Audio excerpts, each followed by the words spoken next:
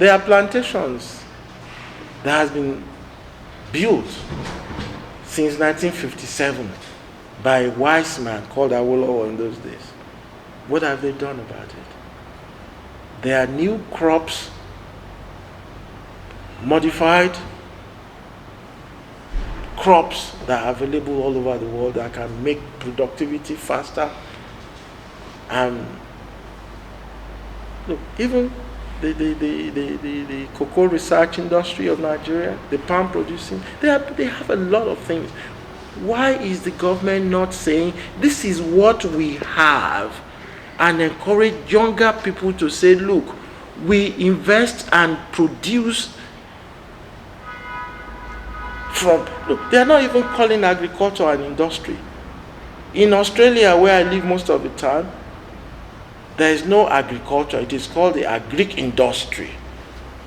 We should realize that everything these days is numbers. The more you produce, the more value you add to it, the more money you get. And the whole world is a small market. What is the government doing to help make people... Look, I was explaining to a young man yesterday, and I told him, look, you will benefit more if the government encourages you to sell something to China or anywhere else in the world and you make $10,000 per year.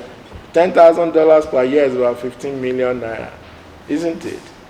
So if I have 500,000 young men in Ekiti making $5,000 per year, $5,000 per year, they have made much more than an average government would pay them in 4 years. Do the calculations, do the math. That's what we need. But we cannot just pretend to say, look, all I want is people to wear my t-shirt and dance around in the door and say, look, for second term. What is the value of a second term that will only put t-shirts on your back? We should get out of this nonsense that these people are talking about. Even those who are supporting them for second term, what have they benefited from this government? How many of them are sure that after 4 years or 4 years plus 4 years that if this government spend the next 400 years doing what they are doing now, it will still be a poor state? And I challenge them to give me a better narrative.